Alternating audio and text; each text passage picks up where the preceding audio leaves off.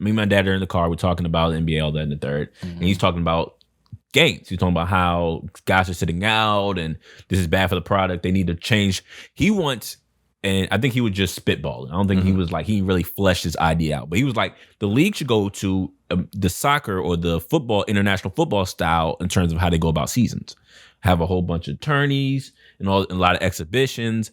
But 82 game season, let's get that out of here. We just have different cups and stuff that the league can win, and we'll kind of come together and reconvene with a larger tourney for the NBA Finals. I like your dad's idea. You like it? I like it.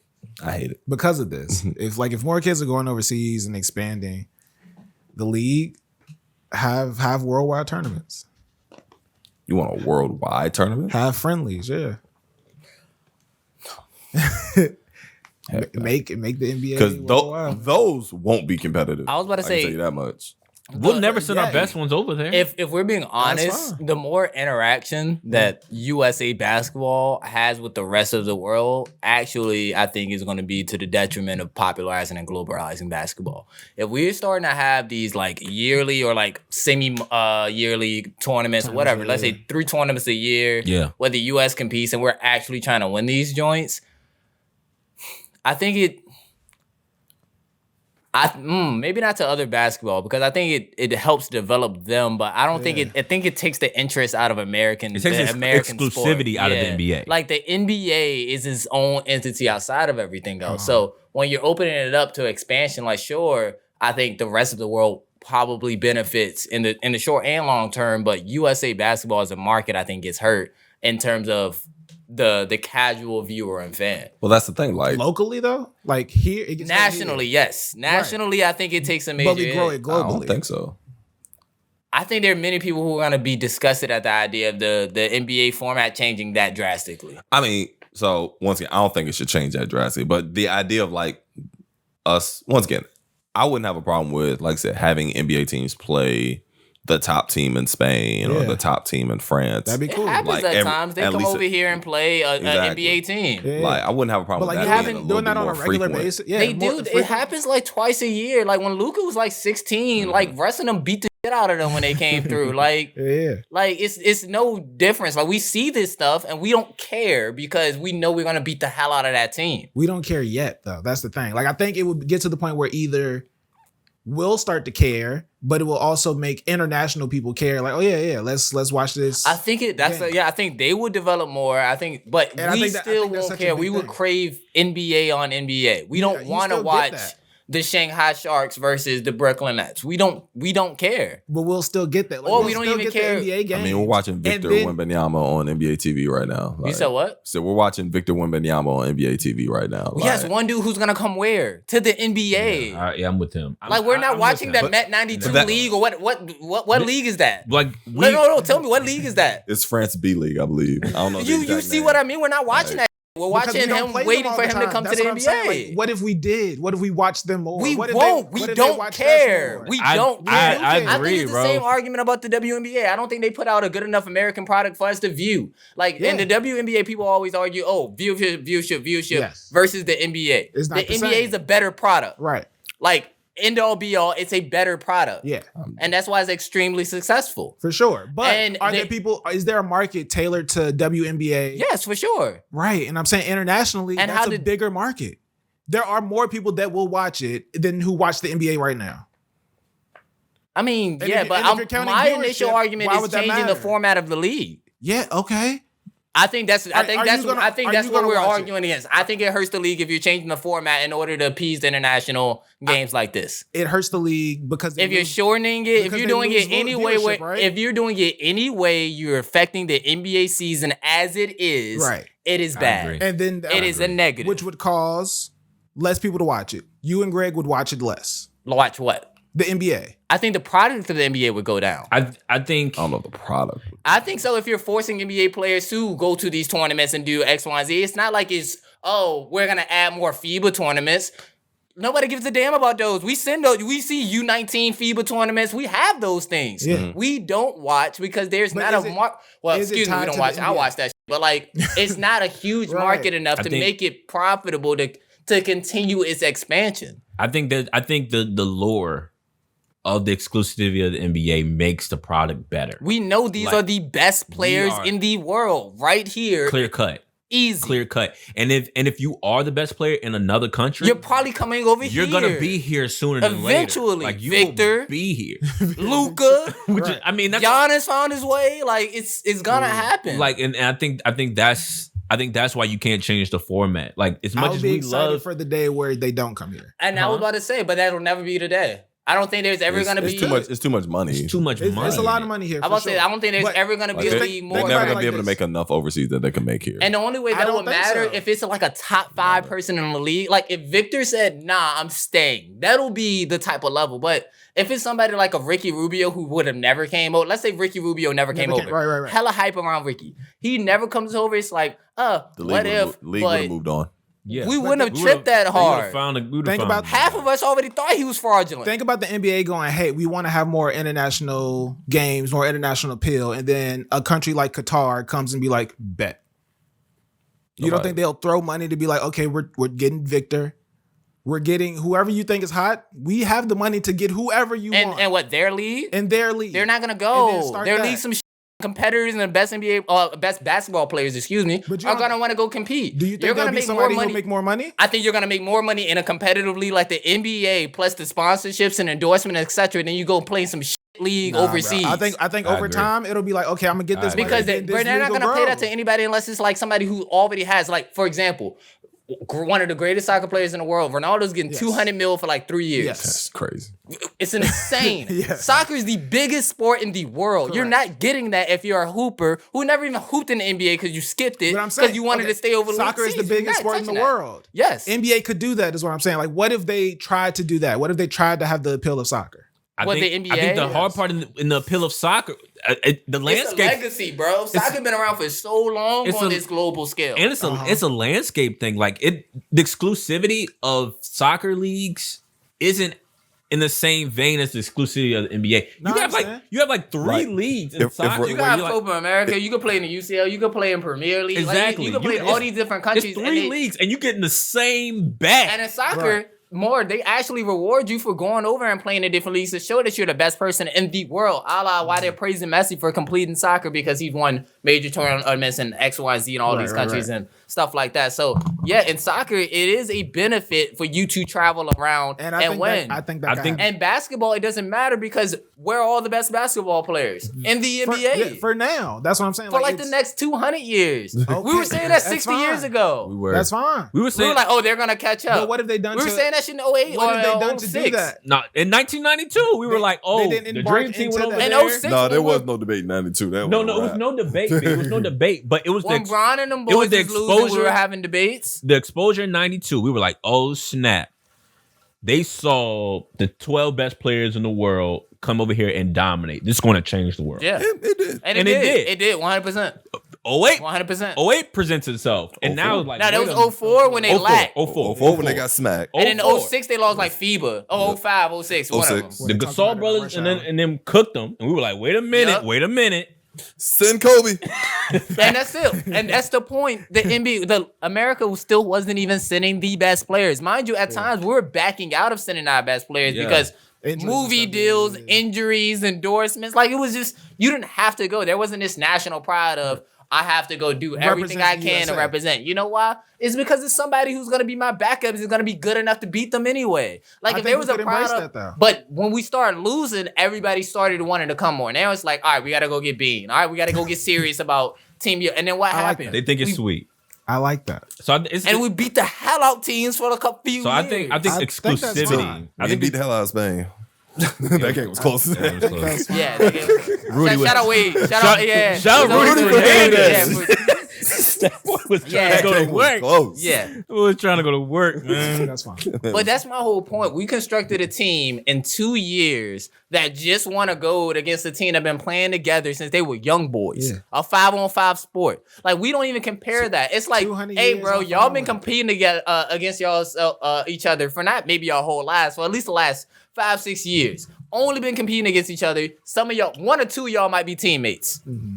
Like we might have 2 pairs of teammates or something like that. Yeah, at some point we'll throw them in a camp for like What, a week and a half? No, like over the course of like a year and a half of USA basketball. Because in and out. Oh, okay. I mean, okay. I'm really talking about the grand total of time they actually spend together. It's like 3 weeks. Yeah. And then we go send them out and play them against people who are lifers. Yes. And we want to talk about the state of USA basketball. It is perfect. If we decided to build a ground-up team right now of random 16-year-olds, I promise you. Well, not random 16-year-olds, but a selective 16-year-olds. Very selective about what you about to say. Of USA 16-year-olds, I'm fine with it. We can take USA 16-year-olds right now. If we want to throw them in a Team USA development program, I'm pretty sure we're going to go by the time they're 24. I'm fine with it. I'm okay if it takes 200 years for it to matter. Well, I'm saying are you going to be quick to bet against that? You saying Select. Random was the wrong word. Okay. Select. If you're saying select, then okay. Select. Select. I would say there's a 70% chance we would win. And I'm taking that bet. That's ridiculous bet. We don't agree with any percentage. Because I don't know which one of them. You know how Brian's That's percentage work. That's fair. I don't know. But you were saying it's very likely that we will at least medal by the time they're 24. Multiple times. Yeah, that's cool. I don't care if it takes 200 years, 2,000 years. It'd be a cool idea to see the NBA expand globally. I think it's a waste of resources. I don't think. Like I I like exclusivity. Unless you're talking about expanding in the sense of like we're actually putting an NBA team in London and then putting an NBA team in China. And I think those are the only two places I'm putting it. But travel is just I don't so want to do much. that. That would make it ridiculous. I don't want to do that either. Like I really believe. Man, I sound like a nationalist. I really think That's okay. I think there's the exclusivity of the NBA being in America, in America's states and cities. I think with that And Canada. With that, I think it's just it allows for the world to realize what kind of product this is and the need to come here to embrace and ingratiate themselves and experience that product. It adds to our number one export of culture. Yeah. Like we export the most America culture. has a culture? I thought we stole everybody else's. No. That's American culture. Right. But yeah, our number one export is our culture. And the NBA helps that for sure. Yeah. Especially when you look at the players and what they embrace and how culturally relevant they are. Mm-hmm. So yeah, I get that. It'd still be cool though. I'm all for it. I think it'd be cool if the other countries are already better. That'd be cool. And then I would just say add one more tournament, not even a whole structure, just a yearly joint. That's cool. Wow. Bi-yearly. I did all that without introing the pod. I apologize. Rating. What's good, family? Welcome to the Modern Hoop Podcast, show the fresh opinions and views, world's most beautiful Bleep me game. I'm your host, Greg. I'm here with the homies, the squad. It's 2023 when you're watching this. What's up? We made it, y'all. We made it. Good. How we feeling? Feeling good, man. Feeling good. High school season's in full swing. Yeah, man. Shout out to you and Carmel basketball, man. Hey, man, I'm holding on. Just got back from Kentucky, man. Getting better every day. Can't complain. That's good. Keith, how we feeling, boss? Feeling good. Welcome to the new year, yo. Facts. New year. New year. Glad to be here. TK, how we feeling? New year, new me. I'm brand new. Super new. How new? How new? How new? I don't know you. Wow. I can't be that new. I can't be that new. I can't be that new. That hurt. I couldn't even get that out. That hurt. You know, you got it out. Like we heard you. Clear as day. You finished the sentence. It's all good though. I'm great. Nice to meet you. Same me. Same you. Blueprint. Glad How are you doing, Greg? going on? I'm good, bro. I'm good. Which blueprint? Yeah, The which blueprint? one? Which Which one? one? That's a good The question. first one. The first. Okay. All right. Just have to check. I ain't mad at that. How you feeling, Greg? I'm good, man. I'm good. We here. We live. We not live, but we live. Y'all know the vibes.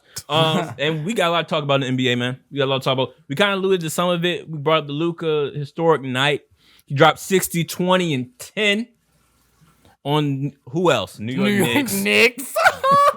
I love how Greats just make history on the Knicks. It just makes my Was heart it at smile. the Garden? No, it was in Dallas. It was in Dallas. Okay. I wish it was at the I wish it was at the Garden. That's always the ultimate excuse for them is like, well, everybody wants to show out in the Garden. Like, nah, bro. He did this in Dallas. He did this in Dallas. He got out of his own bed that morning. Yeah, man. That's the really sad part, though. Everybody shows out at the Garden, and y'all can't win road games. So They're not doing that bad this year. yeah, they're not. They're not. They're 10-7 on the road.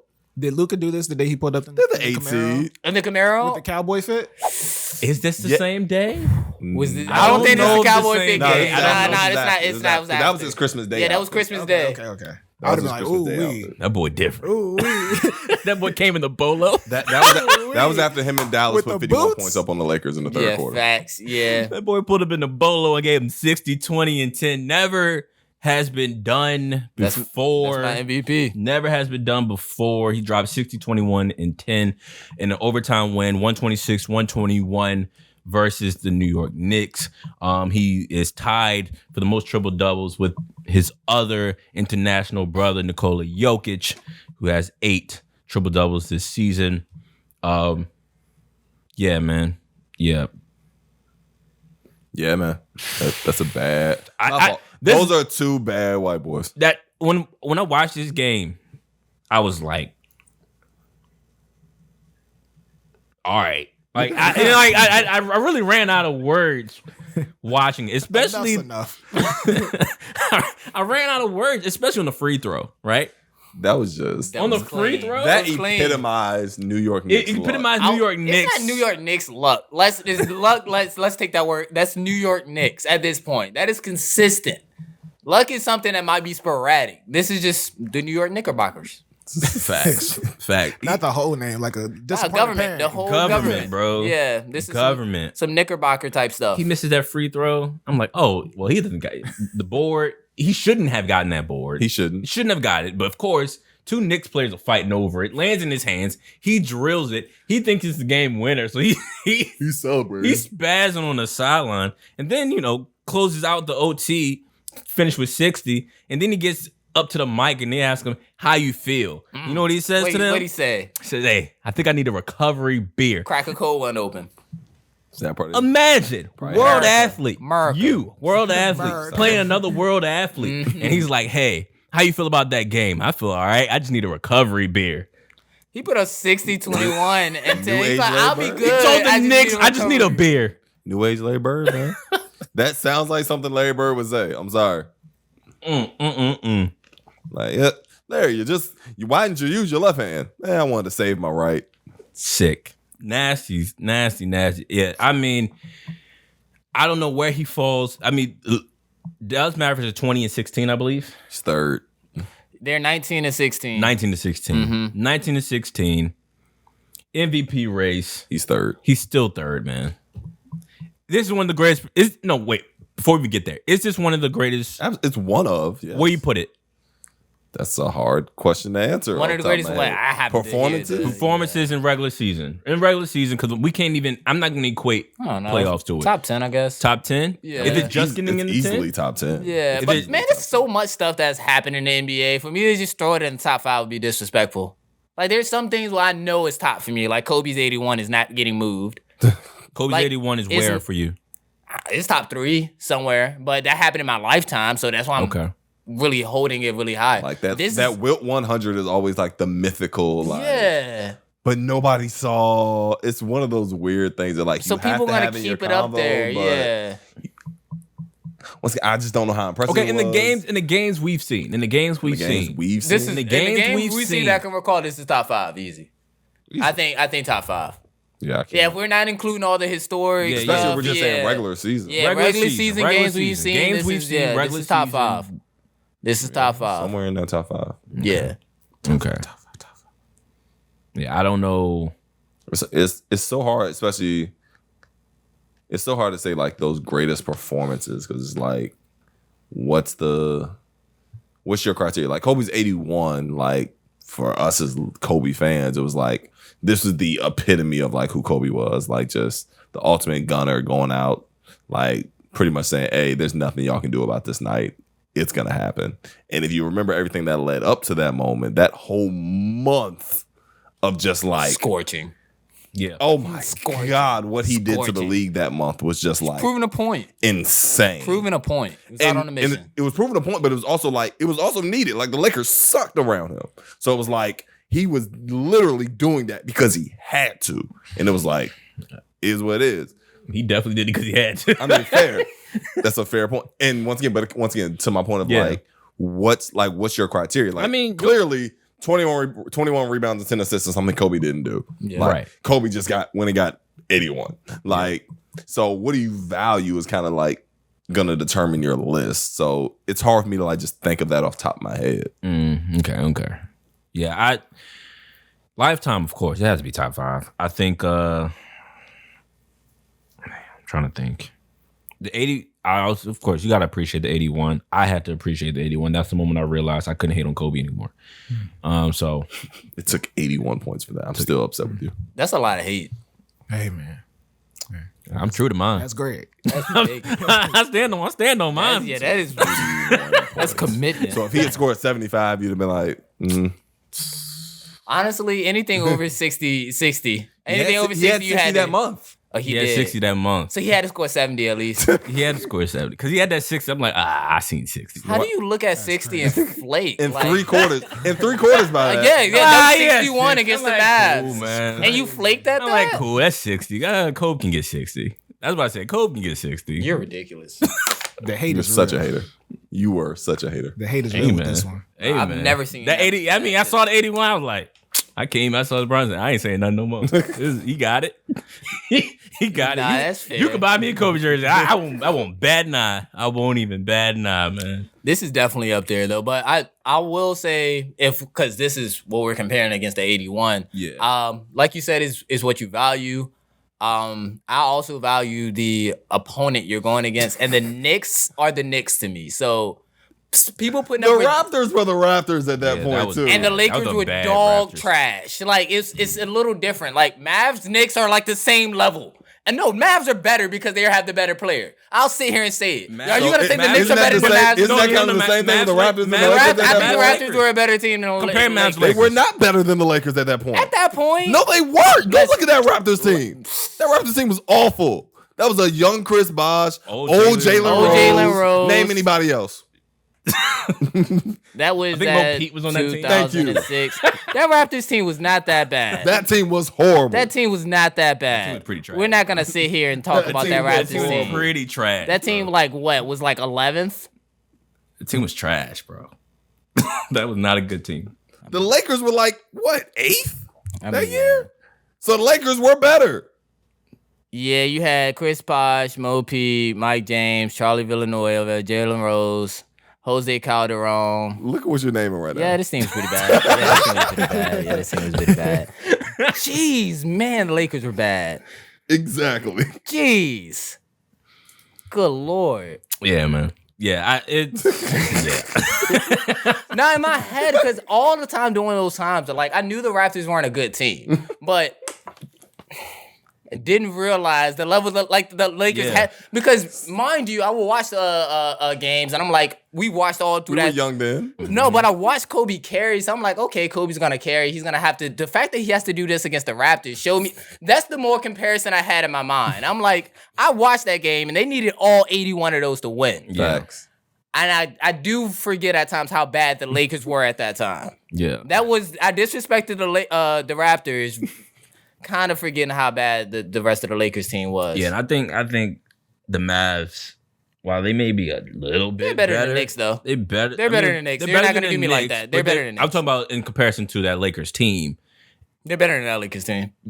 not by much in my eyes. I think Kobe As would, a team? I think Kobe would kill for Christian Woods. I think 06 Kobe would have killed for Christian Woods. Probably. I think he I would have don't know if I can murdered disagree somebody with that for one, Christian buddy. Woods. What are we Right. talking about? I mean, you probably would have, but I mean, Come on, for Spencer Dinwiddie?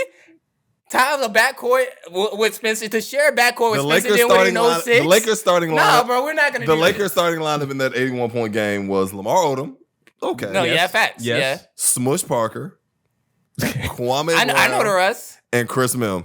Shout out That to was Chris the starting Mihm, man. lineup Shout out for to that Chris Mihm. 81-point game. And mind you, Lamar Odom at that time, that is 06. So Now, freshly acquired. fresh acquired. the starting lineup but for the Raptors that game, just to Yeah, I clarify. saw it. It was Jalen Jalen Rose, Rose, Chris Skip Bosh, Bosh. Mike James, Morris Peterson, and Matt Bonner. I had brought up Jose Calderon Matt off the Bonner. bench. Matt I had to Bonner throw- can shoot. I had to throw out something else for them. You didn't even want to mention Matt Bonner because you knew it would sound bad. You see the angle I took when I realized I was wrong, right? But granted, that Laker team, sometimes you forget how bad it was because of the greatness that Kobe was displaying in Facts. those moments. That team was Yeah, god I take it awful. back. Mavs are better. Hold on, who's I'll take it back. Papa? Yeah, the Mavs were the best out of all this. Pape So? Who is this? Stop looking at that. Stop looking at that list. Yeah. This is a name I've never heard before. Hey, look, man. It was a couple that came up that questioned my basketball knowledge. I mean, I know Joey Graham, Charlie Jose. I know them, but who is Pepe? So who is this? I have no idea, bro. I'm not good. 6'10" center from Cal State, Senegal, 2nd round pick. Was he a project? I don't know. Gotta be. Had to be. That's disrespectful. Oh yeah, I'm gonna say, I don't know, man. Was only in the league for 3 years. Pepe Yeah. Sal. Yeah, I don't know if it's so. He got his money and left. Yeah, get out. Wow. Okay. My fault. That was Yeah, but his Mavs team is better, hands Mavs down. team- Yeah, Mavs team that's is why better. I said something blasphemous, and I can take that. But his I can Mavs say team this is Knicks better. team was better than that Raptors team, by the way. Like, Yeah. That's all I'm fair. saying. No, yep, fair. Jalen Brunson, RJ. No, 100%. Yeah, I think 100%. Hey, You So- got it. yeah. So just, No, I just get to it. back to the original point. The level of competition is roughly the same Yeah. for both guys. Yeah. This is ridiculous. Everybody need to be better. I mean, 06 is over and done with, but now I'm looking at the Oh, Mavs man. and Knicks like, geez. So MVP wise, I think it's one. he's won. I think it's one. Nah. I think it's It's one, still man. Tatum, Luke. It's still Tatum, Jokic, Luka. I think it's because I Winning- was winning matters. almost about to give Jokic the edge over Tatum this I week. can't. I was of the mindset. I think winning does matter, but I think the way I've always valued MVP as well is like the same reason Russ got it. I was like, if you win enough, then I can like Russ averages triple double. You got into the playoffs. I get it. I do think You there backpack. is a space where Luka can walk away with this award because he's gonna keep doing. That's what I'm saying. Like, he he's is gonna have to. though. Like, So here's the problem with that, right? And this is what made even the Russ MVP like so controversial was the fact that by most standards, James Harden was neck and neck with you. Like, I mean, I would have been fair with that one, but James If Harden that was was the doing point. something crazy too with the. but so is Jokic, and so is Tatum. fair. Yeah. Like there is, and that's the thing, and that's the reason. Like any other year, here's the part here's the part that's gonna make you smile. KD's unbelievable right now. He's hands down fourth. Like all 4 of those guys are ridiculous right I think now. KD's not in Otherworldly. this conversation yet. Very much so. This might be But one of he my is favorite otherworldly. MVP races in like I don't know 4 or 5 years. Very much so. So, and here's the other part that's quiet as kept. If Philly goes on another winning streak, Embiid's averaging 35 over his last 15 games. Yes, he is. Like, if Luka was the only guy doing something absurd, yeah, he could get that Russell Westbrook runaway. Yeah, But everybody's putting up crazy it's kind of numbers. crazy right now. Yeah. I don't know. In my head, I think there's a certain level of voters fatigue. I don't see Jokic getting And another that's why one. he's I don't second see for me. Giannis getting another one. Like if I he, would if he say- raised it up, I think Luka would be in the lead with Jason Giannis Tatum. just at his second 40 and 20. That's why I threw him. Yeah. I threw him out there too. Yeah, Yeah, like, I don't he's see ridiculous KD right being now. able to. I don't see him winning another one. I'll just say that. I think it would, in my opinion, is going to become down to Jason Tatum and Luka Doncic at the end of the year. Yeah. And at that point, it's going to become the opposite argument of when people say, have you won enough? They're always going to look at somebody who has done a lot of winning, like you had X amount next to you. Yeah. And I don't believe that with Jason Tatum. I think he's 100% deserving of all this MVP talk. But just how I framework all the MVPs in the past that I would have given out, Right. this would have been the year if the season stopped today. I would have been like, okay, Mavs are in the playoffs. He did this and this and this. I've watched him literally do all of this with nothing or next to nothing. I'll give it to Luka. I get it. Yeah, it's just get the framework of what I think is valuable in terms of most valuable player. And I always associated wins. Now, granted, as a player, you have to produce wins. I do not believe an MVP should ever be given out to anybody who does not make the playoffs, period. That's a bare minimum requirement.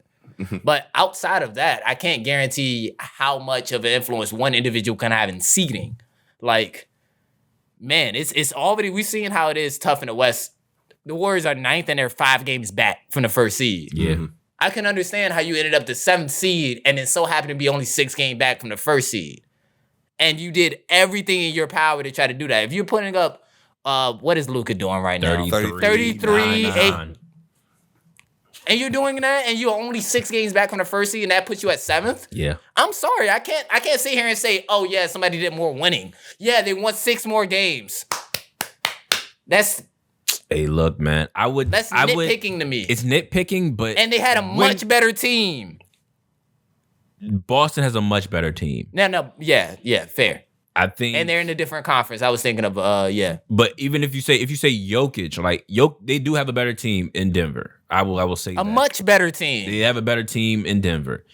But you pointed this out to me 3 weeks ago. You were like, Jamal Murray is still trying to get his game legs under him. Yeah.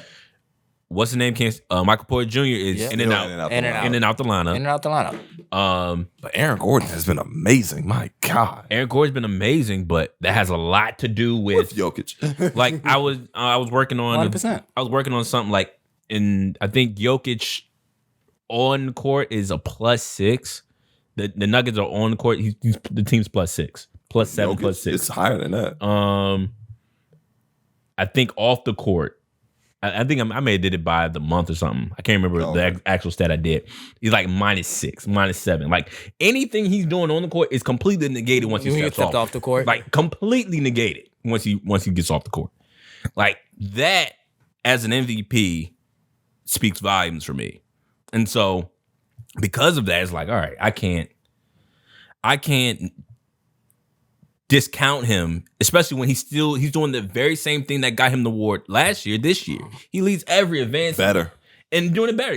Every advanced metric is owned by him offensively. Every one of them. We did talk about this a couple of weeks ago when we did our top 10 list. Yeah. And I had Jokic at 5, and we were sitting there, and I was like, people are going to be mad. Top 10 players in the NBA at that moment. At that moment. At that moment, it was literally at that moment 3 weeks ago. There was Steph above him, Luka above him, Jason Tatum above him, and Giannis above him. This was 3 weeks ago. At that moment, top 10. Should have been there. You would have understood, and you probably would have agreed. Yeah. It was top 10. It was top 10. We did top 10 performers so far this season. Yeah, so far this season up until that moment. So the last 3 weeks did not count. I'll let it go.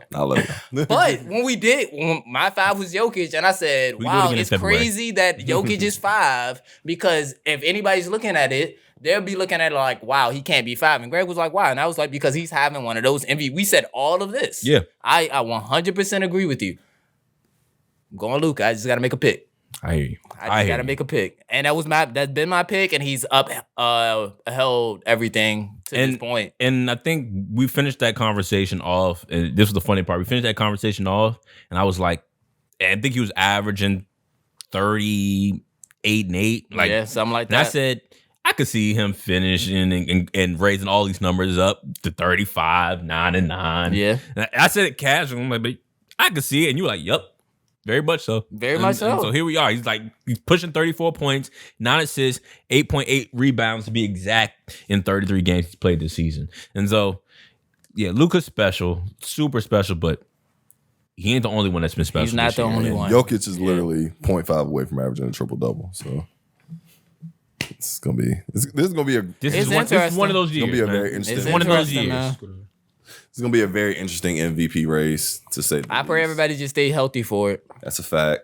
Like, yes, honestly, that's what knocked Steph out the race. Yep. That's the only thing that knocked him out. He was averaging 37 and 7. Like, this is ridiculous right now. So props to Luka. I love it. Sure. I love seeing it. It's gonna be amazing to watch. Enjoy it, NBA fans. Please. I'm hearing a lot of. Please stop with the in this new era, it's so easy. Yes. Shut up. We're here. Enjoy it. I don't know why y'all hate the love of sports so much. They hate to watch it evolve. That's all that's happened. Like, everybody told us the rule. Like, the rules, don't get me wrong, the rules definitely affected the evolution. But like, only thing that changed is people got better at math. That's what happened. Yeah, for people arguing about like the numbers or stats or anything like the up and down pace, that's one thing. If you're arguing about the culture of the game, I can understand your sentiment of the feelings towards basketball changing or something like that. But that's a whole different discussion. In terms of the gameplay and the product that the NBA puts on the floor, yeah, bro, just be quiet and watch it, because it's pretty good. In my opinion, in my humble opinion. I'm watching it every day. Right. Like I said, we've had this discussion before. Like, to me, nothing has changed other than the way you appeal to the game. Like, now the game is high pick and roll. And once again, do a lot of teams look the exact same when they play? Sure, everybody's running the same basic action. Is that any different from 1983, where everybody dribbled the ball down the left baseline or the left sideline, threw it down to the big man, watched him back somebody down for 5 seconds, and throw up a crazy jump hook? That's what 80% of the league did back then. Quality basketball. Quality.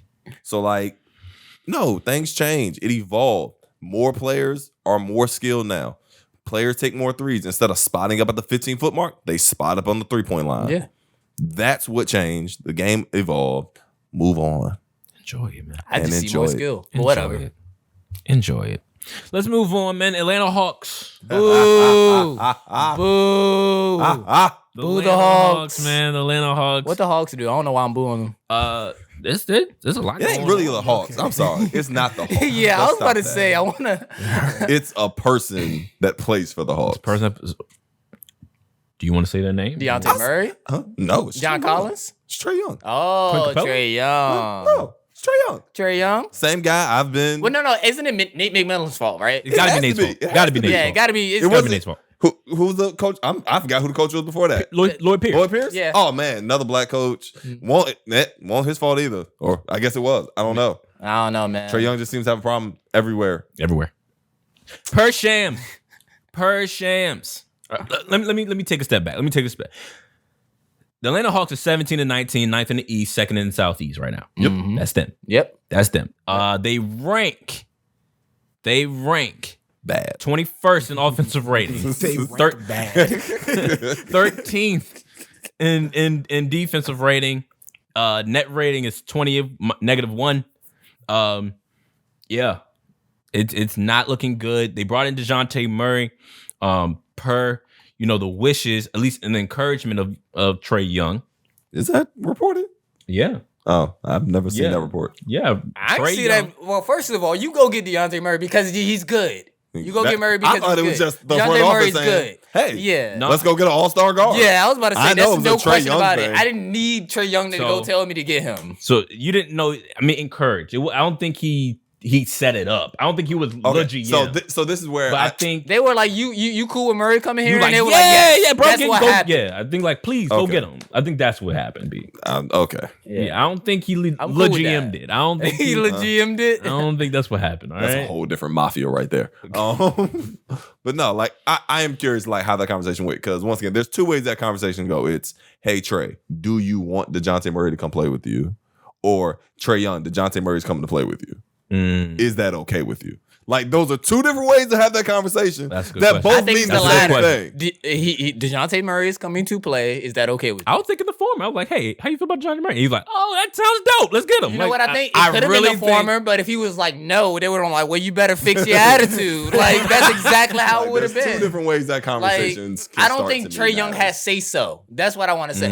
Even if they presented it as if it was say so, what if you had the opportunity to go get that all-star guard, the one who plays defense, and put him next to your all-star guard, the one who can't play any defense? I think any GM in the world is an idiot not to do it, because their guard who can't play defense says, nah, don't get the one who can back me up. Nah. Okay. Nah. If they presented him in any kind of way, it was some ha rah rah, like, I want to make you think you have a say, but really. I feel you. He's already on the plane. He's already on the plane. I'm just curious to how that conversation actually went. Yeah. That's true. I mean, you're right. It could have went those two ways, and that's completely different. Regardless how it went, he would have been in a Hawks uniform.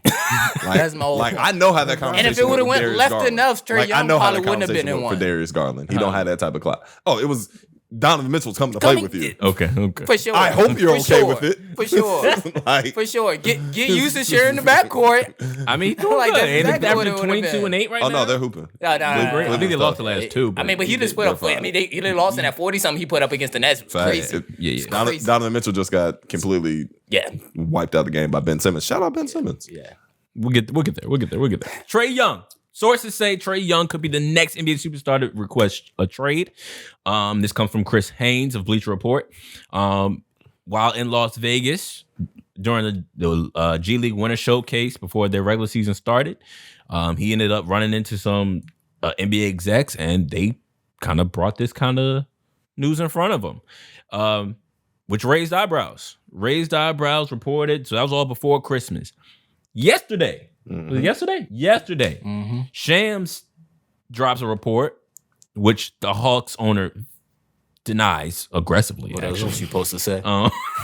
He says, Coach Nate McMillan considered resigning amid turbulent season. Right now he's good, but he did consider it. Of course, the front office ownership all said that they denied it and called Shams a hack. That sounds big like words. That sounds like I don't want you to know the truth. That's just me. I don't think you question or like disrespect the integrity of such a pop, because this is the kind of person who might double down on his sources just to expose that you're on. That's just not Shams does not take well to being called. Yeah, I don't think that's the right move to make in terms of media reporting. And Shams doesn't have a history of doing anything he doesn't hacky. say things for clout. He has no I heard they're calling him the Keith. Riz God, apparently. I don't know what that means, but shout out Shams. Wow.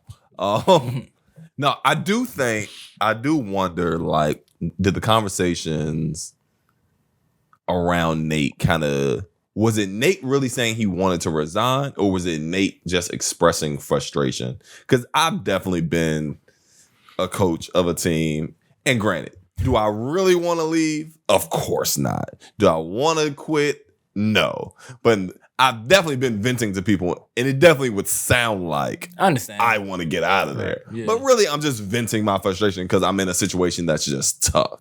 Was this Nate really saying he would give out his resignation, or was it Nate just venting frustration? Yeah, and either one isn't good. Yeah, and that's the point. I think that's the point. I think while it could go either way in that regard, we don't like the sign of either one because of the way this team has been shaping out all year long. Yeah. And they just keep ending up in the headlines for all the wrong reasons. I mean, a young team with a new all-star guard, as you mentioned, TK, that's here, can't find their footing. Super inconsistent. Trae Young hasn't necessarily played his best basketball. Playing some of his worst. He's been better a little bit lately, but he came out the gate. I mean, he's still shooting his career worst. Yeah, so because of that, it's like, yo, like, what are we doing here? What are we doing here? And what are y'all thoughts, man? Is it in the best interest of the Atlanta Hawks to move away from Trae Young?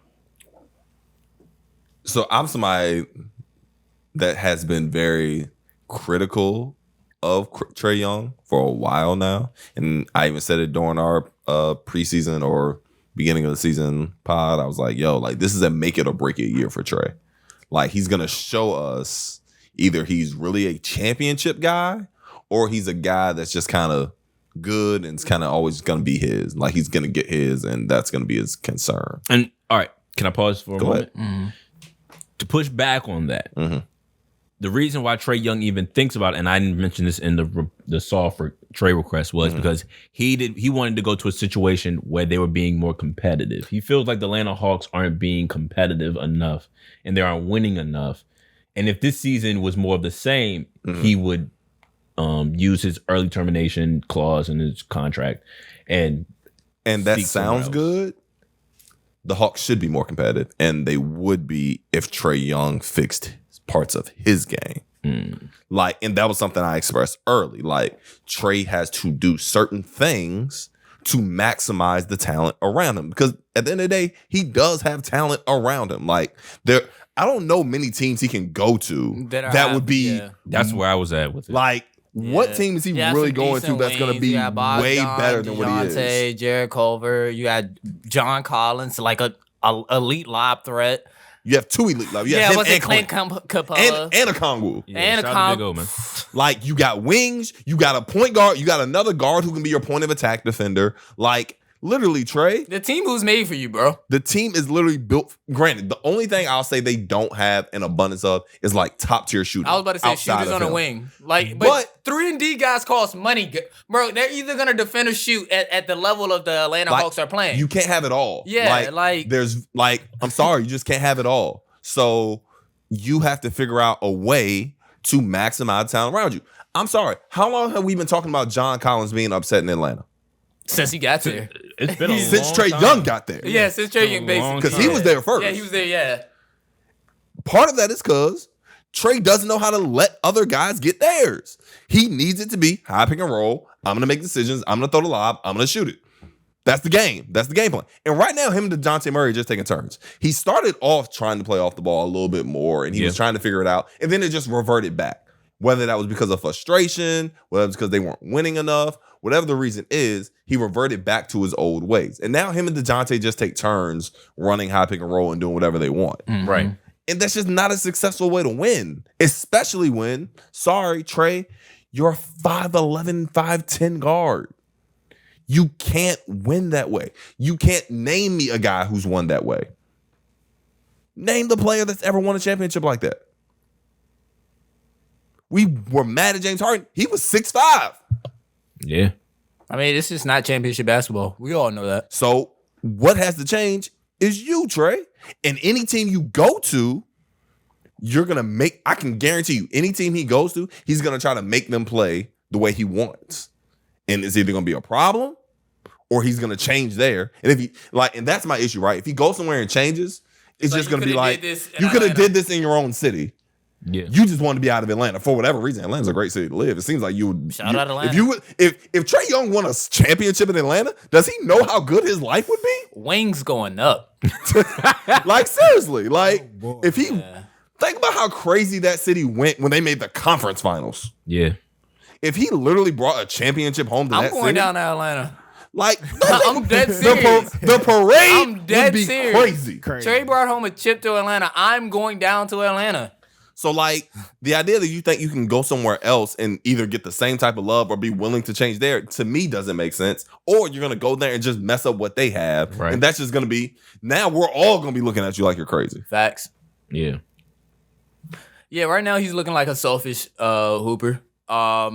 And it happens. A couple years ago, I actually had a conversation with Lee because this was around John Collins voicing his frustrations initially when Trae Young got there. Mm-hmm. And I told him, I was like, in a couple years, it'll probably be Trae who voices his frustrations and probably going to ask for a trade request. And he told me why. Oh, he asked me why. And I told him because probably they're not going to be doing enough winning. This exact statement. Now, granted, I thought projecting at that time, Trae Young would actually have a leg to stand on in his trade request. I thought he'd just be playing so well and they just weren't going to be winning. Right. I believe that, like Brian said, a lot of this losing is on you and your inability to change how you play. You're a star point guard. You're hands down the best player on your team and arguably should be one of the top 3 point guards right now in the East. The way you've been playing over the last couple of years. Bare minimum in that discussion. Yeah. So the amount of losing and frustration that this team has been facing has to have him at the helm. So I hope Nick McMillan doesn't take that fall for this because I don't believe it's his fault. John Collins, I can understand his frustrations. I put him in trade packages before, especially when DeAndre Ayton was up for grabs and things like that, because I understand it was just not going to work out with Trae Young and John Collins on the floor. And I don't think that's more John Collins' fault. At this point, I'm thinking Trae needs to understand how to adjust to the team and the roster that has been built around him in a great way. I will give the Atlanta Hawks so much credit. They have put in the work to build a roster that should be functional for Trae Young to at least go to the second round every year. And that's it. So anything coming up short of that has to be taken accountability to you as a leader, as a basketball player, as the captain of that team, supposedly. Like, if this is your mob, as the franchise player. Yeah. This is on you, Trae. So this is just a lot of complaining to me and whining, it seems. So that I don't think he has justification to be frustrated with the losses of the Atlanta Hawks because a lot of it is just on him. So is it in their best interest? Y'all haven't answered that question. Is it in the Hawks' best interest to get rid of Trae Young and bring in some other pieces? Because you brought this up when this is your original take of when they made the trade for DeJounte. You were like, no, this was mine. I was saying when you bring in Trae Young, I appreciate it though for bringing it up because I actually forgot it. When you said we bring in Trae Young, we bring in DeJounte Murray. Mm-hmm. The benefit of having that when you bring in another all-star guard is if this Trae Young situation gets undesirable, it's easier to move off Trae Young and not hit a full-blown reset. So now we're sitting here like Trae Young is going to be a valuable asset if he hits the trade market or when he hits the trade market, because at this point, it's starting to seem at least that they would get some offers for him. At least fill out his name where it's going to become public. Now, does that go through this year or not? Who knows? That might determine the next 15 games how much they're going to win before February. Yeah. And the contract situation, I haven't looked into too much, but whatever. Back to the original point, though. I think that if you get the right call, you make that move and move Trae Young. I think so. I think it'll be beneficial. Yeah, it's a tough one though, Greg. Okay. Yeah, it's a tough one because Trae Young is. I can sit here and say everything I just said about him, but still understand that as a point guard, he still has like a generational talent about him. The way that he sees the floor, the way that he's able to control the game. The best version of him is really, really good. It's incredible, bro. Yeah, but is it worth it? I don't think it's championship good. Is it worth it for your team? His best version? I don't. I've never thought it was. That's where we've always disagreed. Can you win like that? Man, I think he's great, but you don't think you can ever win with him as your now as your number one. Which I think he has to be in order to feel comfortable. To be his best self, he has to be the one option. And if he's your one option, you're not going to win a championship. All right, I can agree with that. Because and here's the thing about it, like people love to point to that conference finals run, which was he great at times during that run? Yeah. Absolutely. Don't get me wrong. He made me money on FanDuel. He put on shows and it was amazing. Yeah, Philly. But Philly didn't show up. If we really broke Philly down, didn't show up. If we really broke down that run, it was you beat the Knicks. Yeah. Julius Randle was horrible. Yeah. Oh, he was awful. Bad. Then you beat a Philly team that essentially self-imploded. Yeah. And then you got to the Bucks and you lost to the Bucks without Giannis. Handedly. Like, and granted, Trae sustained the injuries. Well, I'll give him that. But like, that's your magical run. And then the very next year in the playoffs, I watched Miami take you out. Like, they literally made you disappear off the floor, it felt like. You were just out there running in circles. They locked that man up. So, and that's my point. Is like, in Miami, to me, was the first team he played that literally was like, dude, we can game plan for you. Right. Like, we know how to game plan. This is what playoff basketball actually looks like. Like, this is what a defensive game plan in the playoffs looks like. It's not I was about to say something really mean. This is not a Doc Rivers game plan. It's not mean. This is the Eric Spoelstra game plan. And watch you wither away and die. Like, that's what it looked like in the playoffs last year. Yeah. So, once again, I don't think you can win with him. I don't think you can win a championship with him as your number one player. No, that's fair. And that, to me, is, I think, going to be the problem with Trae for the rest of his career. Because I think he needs to be a number one. In order to bring out his best self. To be the guy that we all love. Like, to be the guy, to be Ice Trae the game, he got to be the guy. But you'll never win, in my opinion. I may be wrong. I respect it.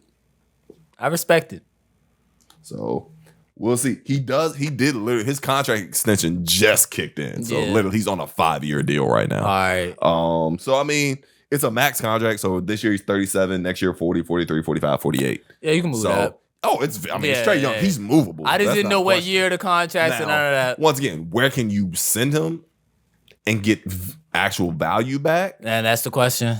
Now, once again, if you're keeping the funny part is, to your point, if they keep DeJounte Murray, they're actually in a really good spot. Like, if you can move Trae Young and get like 2 solid players back and maybe a couple draft picks, you're kind of fine. Yeah. You still have DeJounte, you still got Collins, you still got DeAndre Hunter.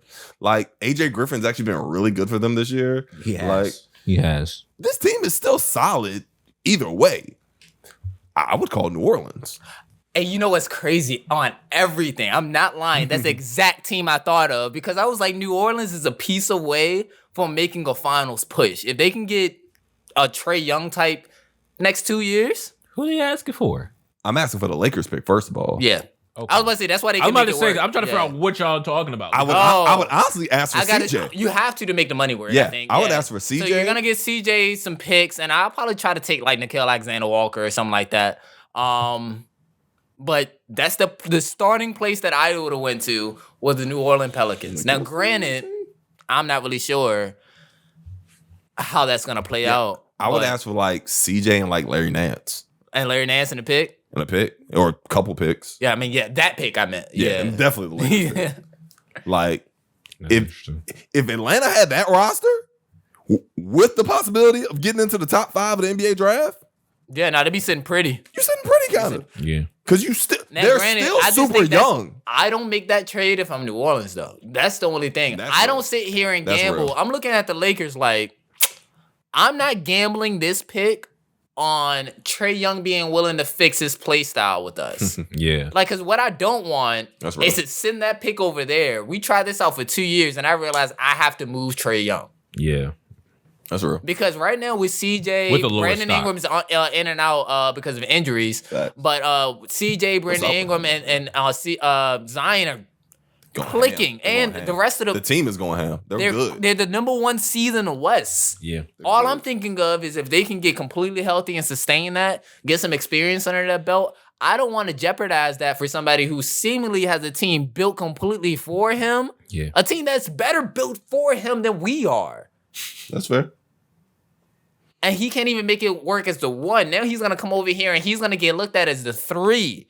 Because he should be the he's the 3 behind Ingram? I think he should be the 2, but what's gonna happen is you're gonna go there and Brandon Ingram's not going for that. I think he's the man. Like, I think he carries that. Like, made that all-star, he became the man out there when Zion was hurt. You're not gonna just skedaddle over here, Trae Young. That's facts.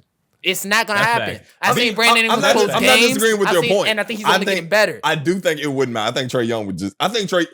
Once again, I don't think Trae Young championship player, but I do think he's better than Brandon Ingram. So I think it would just work itself out. I think he's better than Brandon Ingram, but I think if y'all put him on the same mob, it's not gonna look that way. Because if Trae Young's not the 1, he can't be the best version of himself. Brandon Ingram is Brandon Ingram, regardless of where he is. I don't think Trae Young is I would say Trae Young's a better player right now. Yeah. He's a better player than Brandon Ingram. But Brandon Ingram is definitely a better. Put him on the same mob though. And I think so. Here's the thing about it. It's funny. And you're asking me. If you would ask me to just individually say Trae Young or Brandon Ingram, I would take Trae Young, no doubt. Easy. But if you would ask me who would I take to win a championship, it's Brandon Ingram, no doubt. No question. Wing, score, moves without the ball, can defend multiple positions. Like Brandon Ingram even as is a the one prototypical option, championship even wing. as a one option, I'm taking Brandon Ingram to win a championship over Trae Young. Yes, I think that the future for Brandon Ingram is extremely bright. Extremely bright. We've been on the Brandon Ingram train for a long time. Yeah. Don't get me wrong. And now I'm not saying he's gonna sit here and will win one as the one option. I'm just saying if I had to take a one option today and say, hey, who are you gonna try to build this championship roster with? I'm going to take the 6'8", 6'9" wing that's doing everything on the offensive floor beautifully and efficiently. Thank you. That's who I'm taking. Hanging on that efficient. I'm hanging on that efficient. So Trae Young, you want to come over here? You're the 3. You are the 3. And if you can't get it in your head that you're the 3, then it's not worth the trade. I respect it. Because CJ know what's up. And CJ's a bucket. And he gets to it. And he's a vet. He gets to it, bro. And he's a vet. Shout out to CJ showing off his point guard skills. 100%. And then he just hit like the Pelicans record. 11-3. Yeah, shout out CJ. Shout out to Pelicans. Trae Young. That's not gonna go if you do get traded. Shout out to the Pelicans.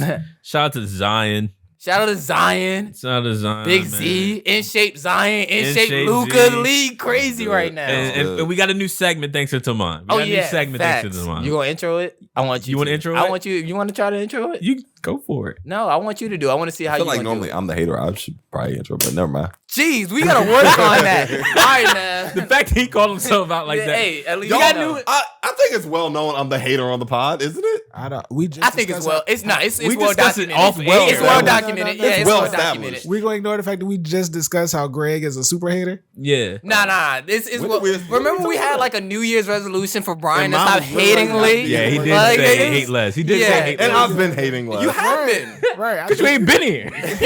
Historically all-time low. He's talking, I've been hating less. We ain't heard you. You've been absent.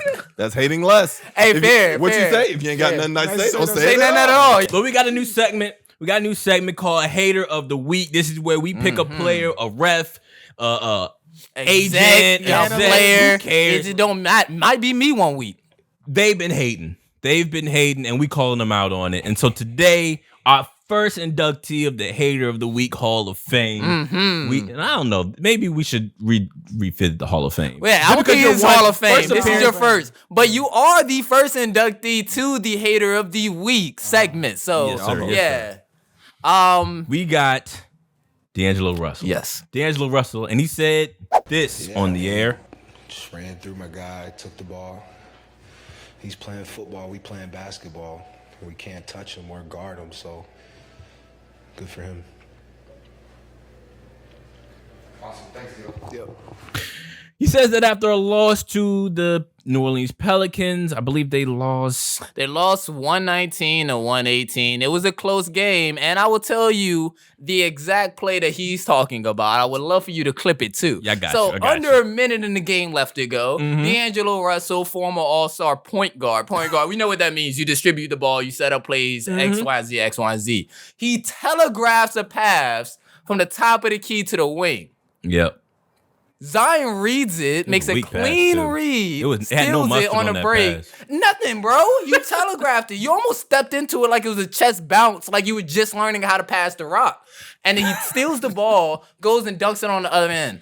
At one point, I think Zion finishes the game scoring the Pelicans' last 14 points straight. He dropped 43 He was that not game. playing football. He's playing basketball better than your whole mob. That's what you thought you were seeing. You saw somebody carry his mob, backpack so strongly as if he was a running back that you thought you just mistaken the sport. D'Angelo Russell, this is all season hate right here. Hater of the week. All season hate Hater right of the here. week, man. Hey, look. You're hating so hard, you put him into a different sport. Oh, see. Fam, I heard this. I was like, I've never heard someone be so mad about someone playing good basketball. Like the way he's communicated that someone's good at basketball. Oh so man! nasty. And in my defense, D'Angelo Russell, in his defense, he had a decent game that game, had but a it got decent thrown away. It got completely gone. Yeah, but the fact that nobody cared anymore. No one cared about the game anymore. It sounded very much like the parent at the AAU tournament who's like, I want to see the birth certificate. Very much so. That's what it sounded He's like. 13. He's 13? I don't believe it. Where are his parents? Like, nah, D-Lo, you got to wear this one, man. You lost. You just lost. I mean, yeah, it was a close game. You're frustrated. Cool. We get just take that L on the chin, man. It's not even like it was you can't touch him because you're in fear of fouling him. Y'all did foul him. Facts. He shot 19 free throws. He just hit 14 of them. That's dangerous too. That's dangerous. Zion's averaging 26 points this season, 7 rebounds, and 5 assists, 4.6 to be exact. In the 27 games he played this season so far, 30-7 and 5 in every game this month. So averaging out this month. So going back to the Pelicans talk. Yeah. They're good. They're really good. They're really good. They're really good. And B.I. still out. B.I. still has a left toe contusion. If I'm reading it correct. Left toe contusion. He's still out. But as a team, sixth in offensive and defensive rating, first in the West, 23-12. I think they are half game ahead of No, Denver. they're tied with Denver now. Tied with Denver. Thank you. So, yeah, they're really good, man. They're really good. The ceiling for the Pelicans this season is what? Conference finals. I was about to say, I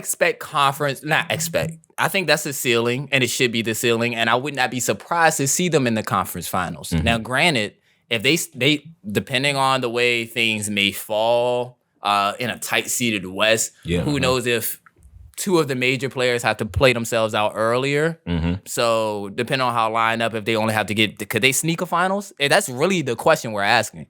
Because they're the number 1 seed. We say conference finals. We understand how good they actually are individually. We're hyping them up. The real question is, do you think there's a possible way that they can sneak into the finals? Because conference finals, I think we're all comfortable saying that they should. That's a ceiling. Yeah, that's a ceiling. Like I said, to me, they're very much Memphis last year, where it was like, just the idea of the expectation. Like, you're still super young. I see what you mean. I just think they're better. And that's, like I said, that's arguable, right? Like, it's just the idea of the expectation, right? When you're a young team, you're kind of playing with house money.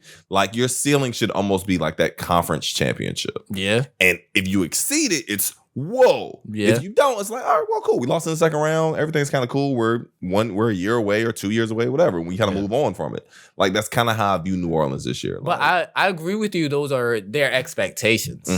I think of when I say can they sneak into the finals, I think if they're reasonably good enough to make this happen. Mm-hmm. So while I completely agree with you, if they lose in the second round, even the first depending on what the lineup is or who they play against, I am totally understanding of this is still a successful season. All right. Because they're not going to be in a play-in. That's fair. Let's play a game. Okay. Pelicans versus the Suns in a 7-game series. Who you got? Pelicans. Pelicans versus the Mavericks in a 7-game series. Who you got? Mavericks. 7. It goes 7. Ooh. I go Pelicans in 7. If the Mavs haven't made a move to acquire something by All-Star break, at least something to help a little bit, I go Pelicans in 7. Pelicans 7? Taking Mavericks. Yeah, that was a tough one. Right now, the Kings are sitting at 5th. Don't matter. I'm taking Pelicans. Pelicans, Kings? I'm taking Pelicans. I'm going to take the Pelicans in a very close series. I think closer than people would think. I respect that. I agree. Mike Brown is coaching this team. I respect that. Sabonis, Fox. Hey, you know what? Shout out to another guy from Atlanta who everybody told me wasn't really that good. Kevin Werther's been hooping. Who said Kevin Werther wasn't good? A lot of Atlanta fans. Really? Yeah. He was shooting 11 off the ball there. That sounds like hate there. Pelicans, Clippers. Pelicans. Yep. Whoa! Yeah. All right. I'm about to start No, pushing because back. these are conversations I had with Leak as well. And the reason why I say that is because time and time again, we always keep saying like, okay, Clippers waiting to the playoffs, Clippers clicking in high gear, Clippers this when Kawhi gets healthy. Yeah, versus the Mavericks. But the Pelicans versus Clippers? Bro, at some point in time, I'm not looking at Kawhi like he's that anymore. And I'm not looking like PG can carry Kawhi not being that anymore. Kawhi's been hooping though. I don't know how long this is going to be sustained. We're talking about in a playoff series at the end of the year. Zion in the same sentence? I'm cool with that. Okay. I'm cool with that shot. He's younger. I'm about to say I'm cool with that shot. I'll give him that pass. Yeah, I'm about to say I'm cool with that shot. But I'll take Pelicans. Okay. All right. I'll take Pelicans. I'm going to take Clippers. Pelicans, Grizzlies? That's up in the air. That's a coin flip for me. I'm gonna Grizzlies 9 and 10 in the West. Just because they say they don't got nobody to worry about in the West, I'll take Pelicans. No, facts. Facts. I'm taking Pelicans. I'm gonna stand where I stand. If New Orleans is gonna be my second home, I'm about to take Pelicans. Where else we at with it then? I said they were my baby Lakers for how many years? I'm taking Pelicans. I feel you. Dang, they need a tougher team name. I can't keep saying I'm taking like the Pelicans. Yeah, I'm picking the Pelicans. Like we got to do something about that. Just say New Orleans, bro. Yeah, I gotta. Yeah. We going with the NO. We gotta make it hard. Hey, gotta make that joint sound tough. I disagree. Oh man. Pelicans, Grizzlies. I'm taking Pelicans in 7. Warriors? Warriors. Nuggets. Nuggets. Okay. Yeah, see, it ain't that crazy. We ain't gonna talk about Portland. I'll take Portland seriously. I'm sorry. How about it? Maybe I'm call me a hater. Pelicans, Portland. If you want Pelicans. Pelicans. You just did that for fun. I don't know. You just wanted me to express my hate for another team in public. All right, cool. What about Utah? They're in the plan. Get out of here. Pelicans, Utah. Dude. You wasting time. What about Utah? What about them? I actually do think Utah would be a very interesting series with Pelicans. Just because their style of basketball would be interesting. But Pelicans win in 7. 7. Ooh. I don't think No. I don't even want to. I'm not doing it. I don't even want that to be I don't think expanded. Utah's making not the even playoffs, doing so it. it doesn't really matter. But Like, I think the style of basketball would be very tough for I'm not the doing this Pelicans with to him, deal bro. with. I'm not doing this Jeez. with whatever. I'm not doing this with him. He's trying to I'm not trying to do anything. He's trying to stir me up. Because why were we having the conversation about the Utah Jazz? I literally just said I don't expect them to make the playoffs. You asked me the question, But they would take the I Pelicans asked you in the 7. question because you wanted the Can question. we stop to be acting asked. like styles don't make fights? Styles make fights. Styles make fights, B, but at the same time, Sorry. I'm looking at this. Oh, no. No, I'm not. I'm not gonna expand upon that. No. Yeah, I'm not. No, I think I can agree with some of y'all on these.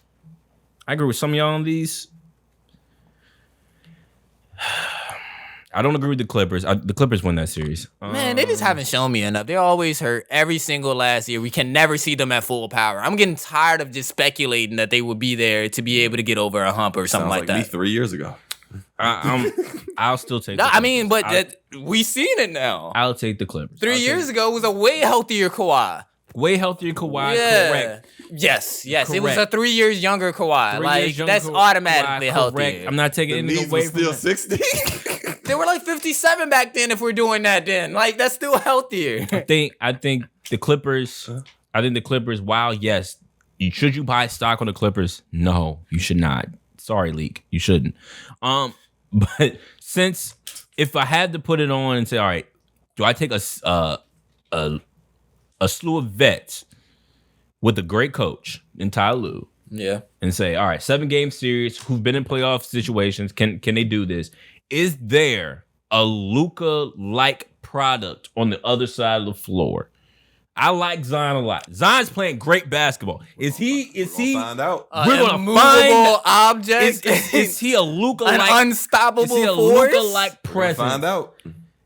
In a playoff series. A vet who has battled in the West, and a wing who don't care who you are. Hey, look, man. I think, and a slew of great role players. Great young role. Great young Good role young players. role players. Okay, Good young role some players. some great, some good, some average, but like a great cast of young Great role cast. players. I will agree. Yeah, Great cast. I agree with that. We got to watch our adjectives. But yeah, I'm cool with taking the Pelicans, and I'm cool with not losing sleep at night, Okay.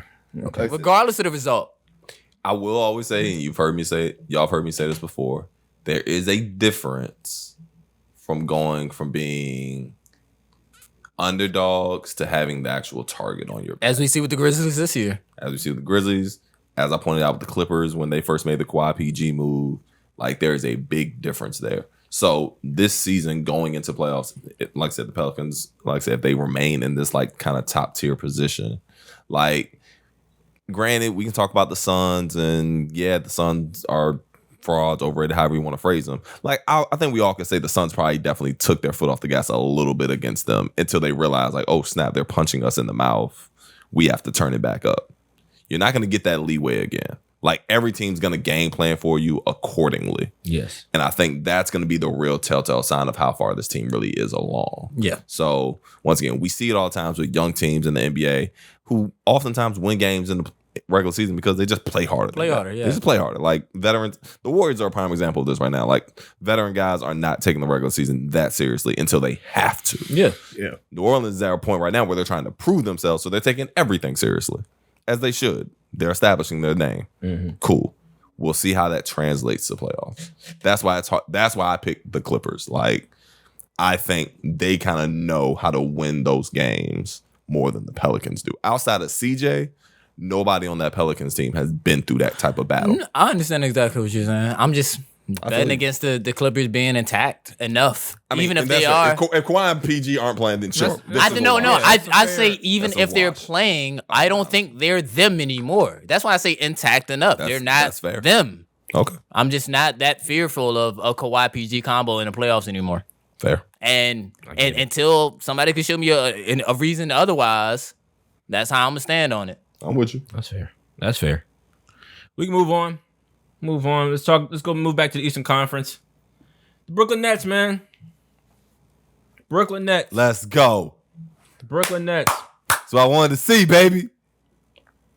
That's what he wanted to see. This is what I want to see. Get it done. Get it done. Them boys You got a hooping. mob. Get it done. Them boys hooping. They hooping, man. Get it Boys done. is hooping. They hooping. Wow. Where do I start? So, every time. Okay. I think I'm gonna like sell my stock. Mm-hmm. Just say I'm hanging it up on Brooklyn. This isn't worth it. They pull me back in, man. It's the most toxic Oh yeah. relationship I've ever been a part of. Facts. You gotta embrace it or hate it. And I'm a Steelers fan. Like, Come on, dog. Y'all have like a winning record every year. Like, yeah, we're not gonna do that. Like, that's not. Let's talk about the process in terms of which to get there. We're not a football pod, but let's talk about it's a painful. It's a nasty sometimes. process to get to that winning record. I just want you to know that y'all got consistency. that's yeah. You do get there. It's a lot more to complain about out here. Right. Like Brooklyn Nets are 17-3 in the last 20 games. They're 10-0 in the last 10. Kevin Durant is probably playing his best basketball of his career. Arguable, but he's definitely up there. It's up there. I put it as one of his top 3 seasons, maybe 2. It's up there. It's up there. That MVP season was wild. Yeah. Wild, And then but he was actually playing defense for the Warriors. Yeah, I was about to say, man, I've seen this man have some wild seasons. But no, I can't just throw this up. let me just. He's reached the level in his career where like this may not be his best season of all time, but it doesn't matter because it's better than pretty much anybody else's best season of all time, honestly. 29 points, 7 rebounds, 5 assists, 67.3 true shooting percentage. I think he's shooting 56% from the field right now. I taught him that. 37 from 3. Yep. Good Lord. Balling. Kyrie's back. We thought he would never wear a Brooklyn Nets jersey again for a good moment. 100%. I think he's averaging 25, 26. Yep. 26, 5 and 5 essentially. Shooting 48%, 36% from 3. And then the supporting cast. We can get to that, but let's get the thoughts out the way. Brooklyn Nets, is this a team worth buying into now? I bought into him how long ago? I just can't. He can't get off. He can't get off the KD train. and Kyrie are together on a team for this Brooklyn Nets, I have to be bought in. At the end of the last season, at the end of last season on Wax, Keith was like, "All right, so who y'all pick? Early prediction for next year." And who I said? I said, "Hey, I'll run it back. If they're together and they're hooping, I'm picking the Nets to win it all." And then everything got shaky when I didn't know if Kyrie was gonna ever hoop again. Like, I ain't gonna front. My prediction was looking a little. Had you in the first half. I thought I was gonna have to come out and make a statement. Like, I didn't know what was gonna happen. Like, to explain myself, it was probably gonna be one of the biggest like prediction blunders I've ever had if Kyrie didn't hoop again. Facts. Kyrie hooping again. What Kanye say? They said they wonder what Kanye would do if he didn't win this award. Guess we'll never find out. Guess we'll never find out. Kyrie Irving, KD going to the. I'm believers though. I'm believers that they can get through the East. I do not think that they are at the level that they need to necessarily beat a team like Boston in the series yet. But by the end of the season, I am predicting like the way they're locked in, the way they're playing for their new coach. Thank God they got Steve Nash out the way. But John Vaughn has been incredible. Mind you, it's not like he hasn't been there or like he's actually new. Yeah. They've been around him. They played for him as in the head coach for when Kenny Atkinson went out, I believe.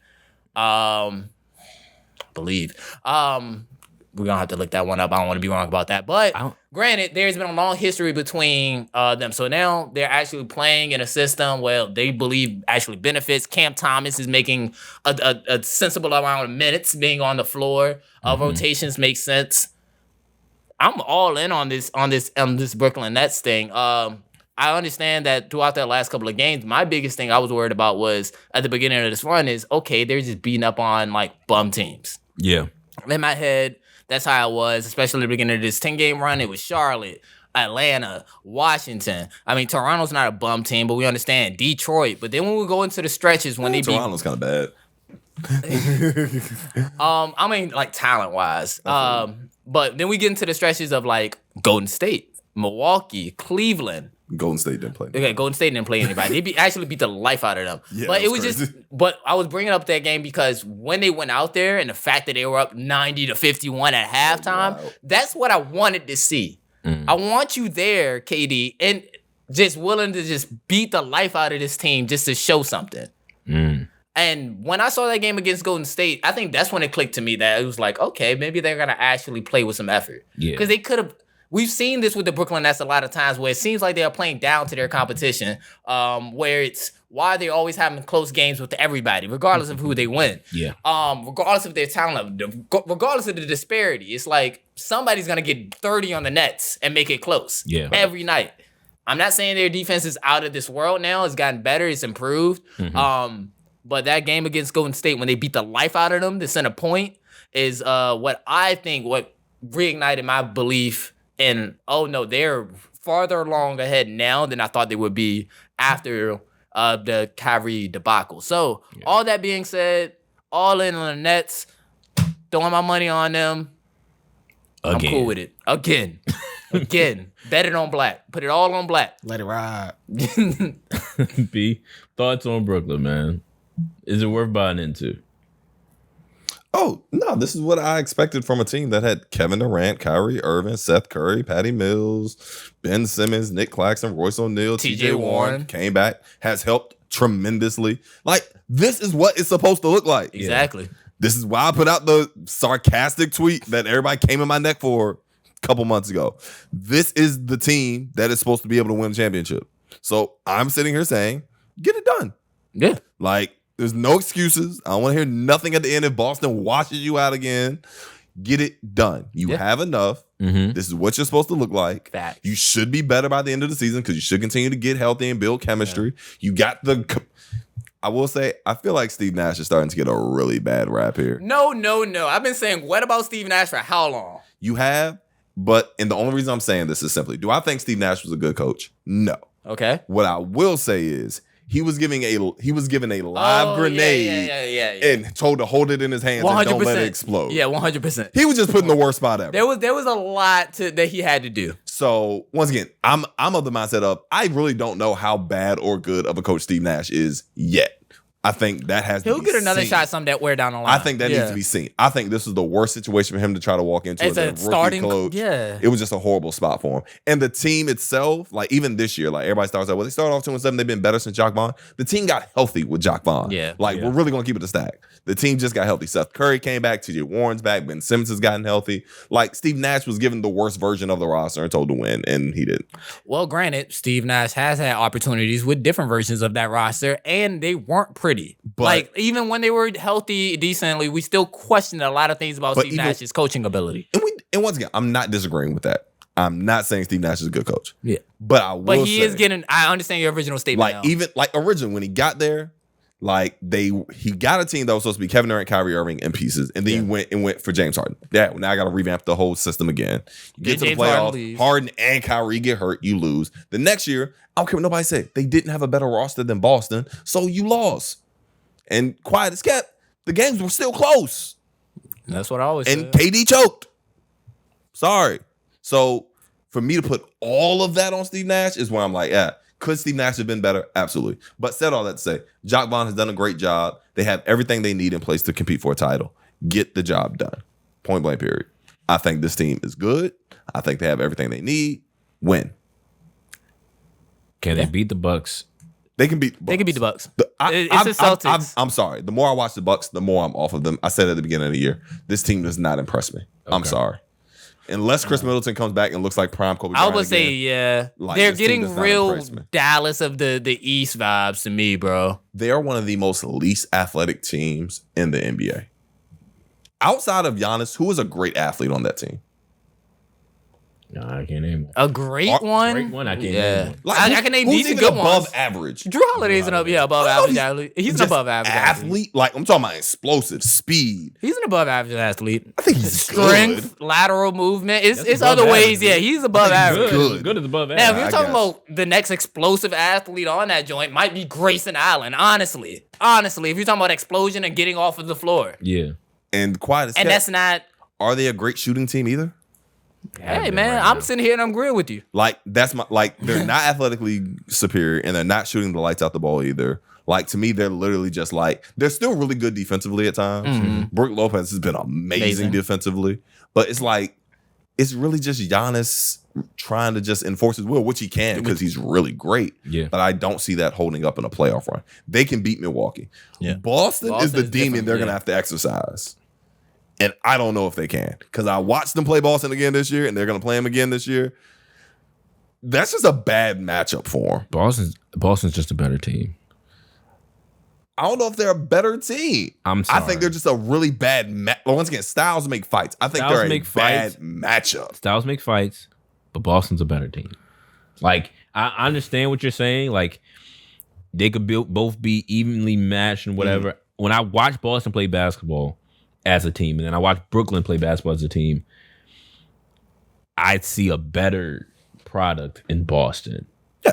And that's just a fact in terms of the way they play the game and the way they've worked and the way that their two stars, and granted, you got two stars in Kyrie and KD, they're playing off of each other. Mm-hmm. But in the way that Jaylen Brown and Jason Tatum play off each other, it seems to feel so much more complimentary in my eyes. Yeah. In the way they go about the process of competing on the court together. And then you got guys, the supporting cast, Robert Williams still hasn't really gotten his footing yet. Just got back. So he's really gotten his footing yet. But I think Boston is a better team. I know we shout out LeBron James at his age and his miles, but like shout out to Al Horford, man, because I did not think he'd be able to keep doing this. Yeah, I thought this was done 3 years ago. Like 3-4 years like ago. Real talk. But going back to Brooklyn, I think we spoke on a lot of guys. I wanted you, and you mentioned Nick Claxton. I wanted to illuminate Nick Claxton because I think he has been the most important supporting cast piece. Absolutely. In my eyes, in terms of how he's right there. 12 points, 8 rebounds, 3 blocks in the last month. Well, last month. It's January now, for those listening. So last month, 12, 8, and 3. I've read this report. He tops the NBA in block rate, 7.4%. Is 7th in defensive rating, 107.2 per Basketball Reference, and it's combined for 101 steals and blocks, which is second most in the league. Like, that's Nick Claxton on that end of the floor. And because of that, it's providing so much relief for a team that can have bad defensive principles at times. So like, the nicest way of saying it. Like, yes, very much a nice way I could say it. And because of that, I think like we have to consider how his presence is very much Robert Williams-esque, even though Boston are very much in terms of defensive principles very much stronger. Mm-hmm. But he is that for them, and without him, this team would definitely struggle. In that area, definitely struggle. I don't think they're not complete without him. As much as I love KD, as much as I love Kyrie and the way they go about playing the game, this team is not complete without Nick Claxton at all. And we point also Royce O'Neal right there as well. Like Royce O'Neal just being a 3-and-D guy, embraces his role, doesn't try to do too much, will guard other team's best player when need be. Like those are the pieces that were missing from what they needed last year, and I would say even years prior. Yeah, when and Nick Claxton's been around the entire time, and we talked about this. We were like, "Yo, we don't have to play DeAndre Jordan. We don't need to play him. This kid Nick Claxton looks promising, and coming off this offseason into this season, he just looks confident." And he's playing good basketball. And I said about him, and even in their last playoff game, when they were getting swept by the Celtics, I said, man, Claxton is extremely active. The worst thing he did just could not convert his free throws that game. I think he had missed like 10, 11 in a row. And to the point where it was so detrimental that I'm like, I hope that this weighs on him in a positive way and he's able to bounce back from that. Yeah. Because if you're going to ask me while watching that game, I had literally said they're going to lose this game because of Nicholas Claxton not being able to hit free throws.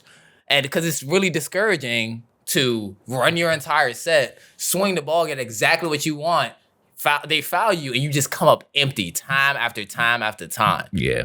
So, yeah, that was one of those biggest things that I was wondering if it was going to shake his confidence. But very early, even in the preseason, I saw that he came out with strong beliefs in terms of like how he's playing the game.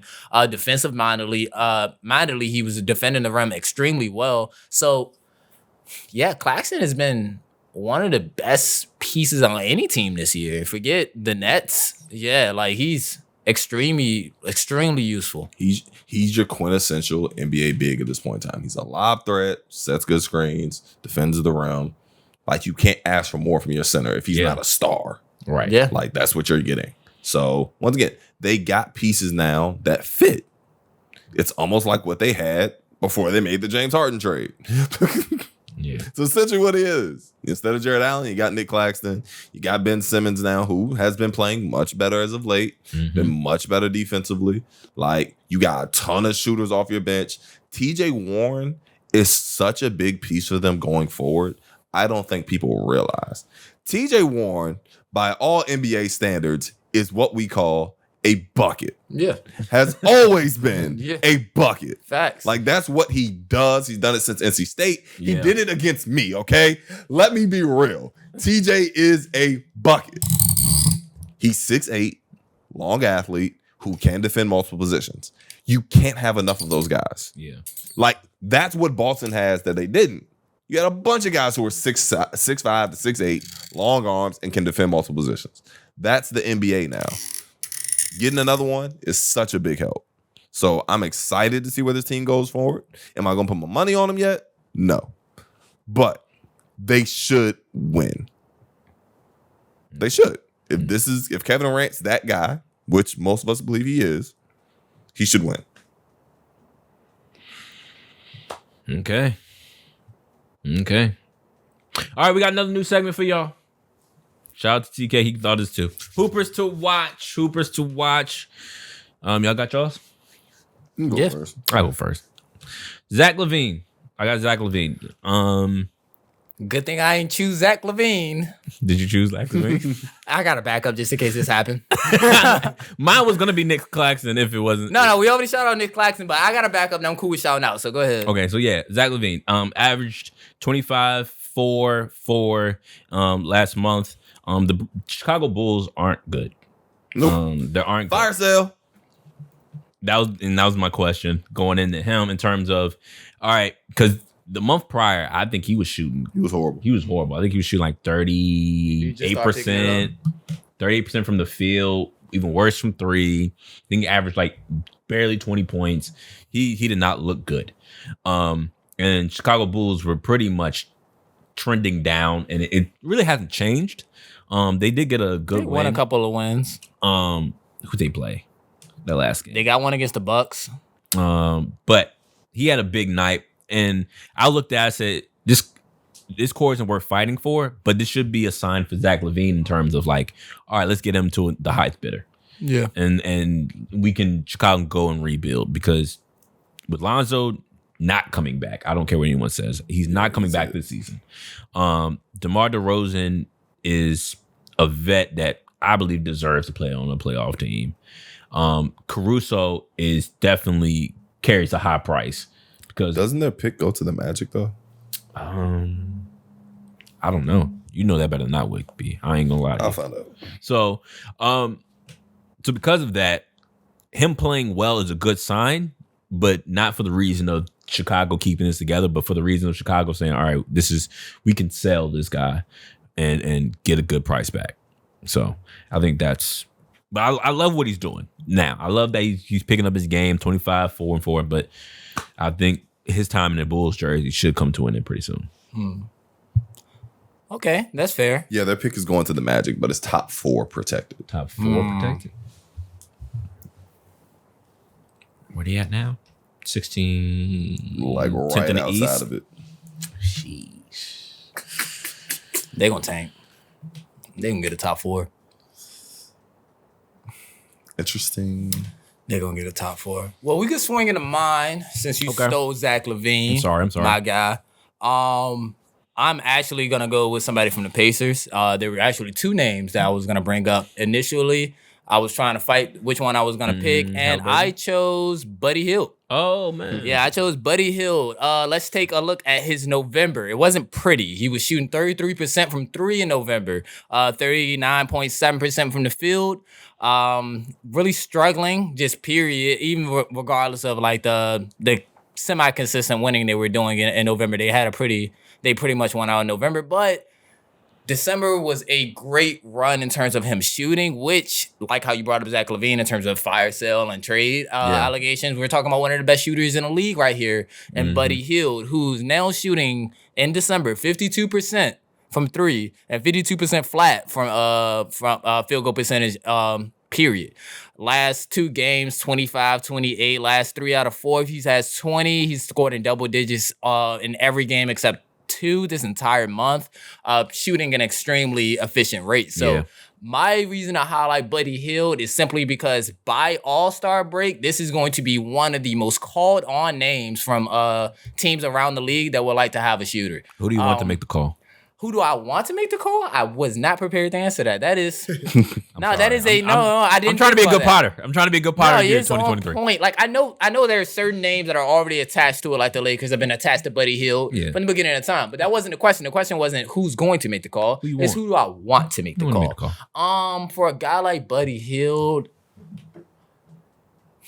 I would like to see the Bucks make the call and try to sustain the relevance. I would like to see them add a knockdown, surefire wing shooter next to Giannis. Spread the floor a lot more for him, and that's crazy. And imagine Giannis with even a little bit more space on the floor. Facts. So a team like the Bucks, I think, should try to buy high on Buddy. But that would be the number one team, I would say. But Buddy Hield is definitely my player to watch, my hooper to watch for this week, because it's the end of the year and he was tearing up December in terms of anything that was outside the arc. Yeah. B, hooper to watch. All right, so y'all sprung this segment on me a little bit. So I'm trying to figure out what's the... We got a docket that you guys sent. So you sent me a docket, but I'm saying like in terms of like the criteria of like playing. That's fair. That's fair. I mean, the criteria is whatever you want to make it. Just a player you think people should watch on TV, or a player you should just keep track of, a player you think... However you want to do it. Yeah, I want to see what your mind... Yeah, where your mind goes. I got one. It's an open rubric, Okay, cool. I got one that'll surprise you.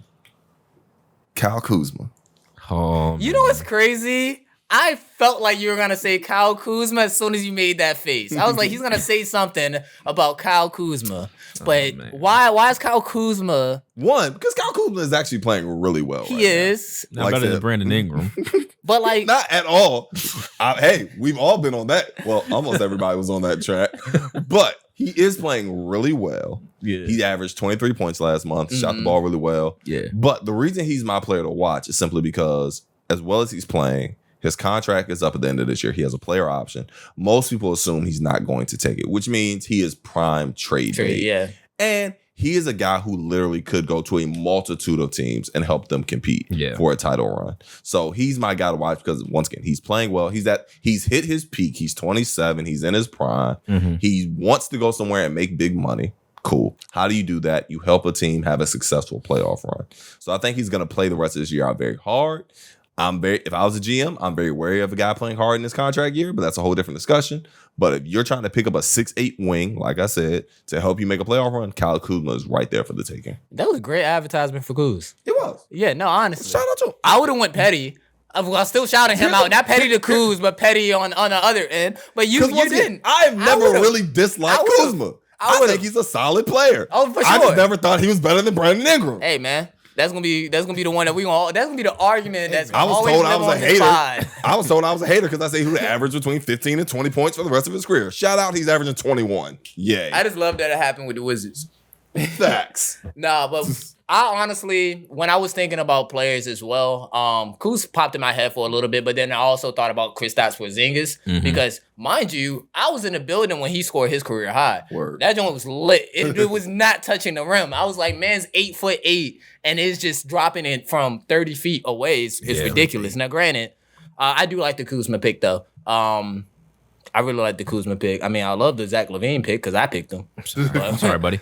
I mean, in terms of Kyle, I think he is having a good year. I always concerned whenever you're pulling someone out of certain franchises. I ask myself, are they empty calories? I have to question, and call me a hater if you want. I have to question how empty are some of these Kyle Kuzma stats because Bradley Beal's been in and out of the rotation. That's fair. Washington Wizards, let's be honest, we do not have expectations for the Washington Wizards doing anything. Play in, playoff, whatever. We don't have any expectations. And with that, he can go out and get 21-7 and play really well in the contract year because the door's wide open for it. Yeah. The door's wide open for it. And so people not getting up for your games against you, you can go out there and do whatever you want to do until the third, fourth quarter. Now, wait a minute, let's go get this win. And so I think that is where, going back to how GM should feel, I think they should also consider that. Because as well as he is playing, we've seen Kyle Kuzma with expectations, and maybe that's not fair because he was with LeBron James. I would say he's a champion. And like I said, that would kind of be my counter argument, though. It's like, as much as we can say he disappointed people with the Lakers, he still was a very contributing member on a championship roster. Once again, I'm not saying you bring in Kyle Kuzma to be your second or third option.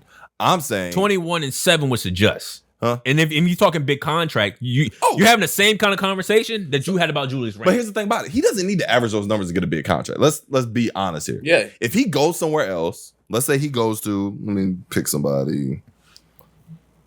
Let's say he went to Cleveland. I think he would be the perfect 3 in Cleveland. If he went to Cleveland, defended well, averaged 14 points, and That's a shot. good question. Does Cleveland got money for that? They don't. Well, actually, he only makes $13 million. They could actually make that trade. But like, he would be the perfect 3 for Cleveland. If he just went there, defended at a high level, and knocked down 36% of his threes, he's gonna make big money. Like 6'8" wings are cream of the crop. Like, if you just do that job and you do it well, you're gonna get anywhere from 13 to 18 million. Now, granted, if he wants 20, if he wants a max, then yeah, we're having a whole different discussion. And then we're back to the delusional Kyle Kuzma. That's different. But we're just saying, if he can go somewhere and accept his role and just play his job, play hard, defend, rebound, cut, and knock down open shots, he's gonna make big money. Facts. Every championship team needs a guy like that. They all pay out the boozoo to get that.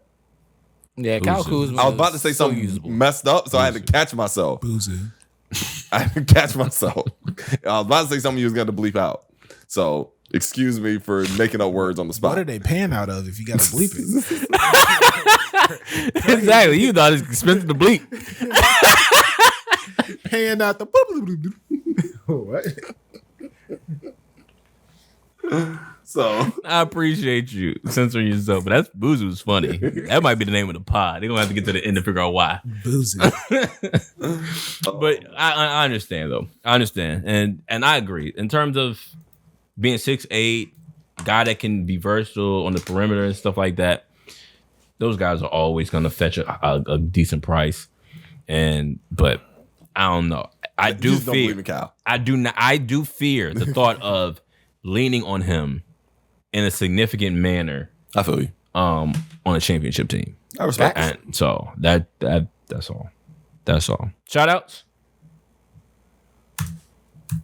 Only got one, I'll be honest. Hey, shout out to Hubert Davis finally getting his first 5-star recruit, baby. Yeah. Shout out to UNC all the way, man. All the way. We need to win more. Tired of us taking bad losses like Pitt. But that's a whole nother conversation. That's another conversation. You sound hurt, man. You all right? We were supposed to be better than this. But Were we? Playing like Boozoo. we were supposed to be better than this. Were we 9-5? Something like that. 9-5. Shout out to Big Kai. He's trying. It's gonna be all right, man. We're gonna be all right for the title run. That's all that matters. I hope so. Yeah, shout out to LeBron, man. 38 years old. Le birthday. Happy belated. It gave him 47 on his birthday. It's the Hawks. After he made his soft trade request, but you know.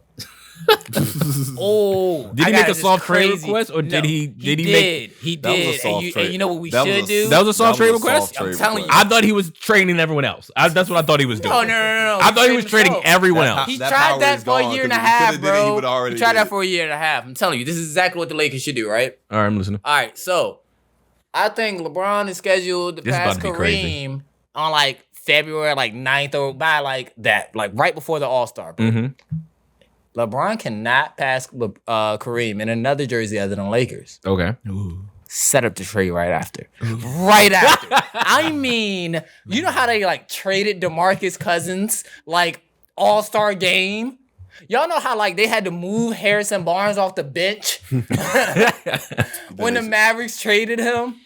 I mean, As soon as he LeBron, scores the point, like as soon as he ice him, While the shot is take him out the game. Or deflate the ball, LeBron, That's take it with wild. you. Boom, move That's him, wild. flip it, reverse it. Yeah. I was with you. Yup. That's wild. Don't make a soft trade request from my team. I'm gonna let GM. I think that's crazy. It is wild, actually. That's wild. Nah, that's one of the more blasphemous things I've said. Yeah, man. that was kind of. Sheesh. I'm cool with it. All right. Yeah, but Bron 38, 47. 47. I think he's yeah. averaging. No. He. I think he's averaging 27. Just Yeah, 27, 7 and 7. Yep. At age 38. It's impressive, dog. I'm sorry. Yeah. Respect it. Oh yeah, I am. Respect it. Yeah, man. facts. But we ain't went in with it.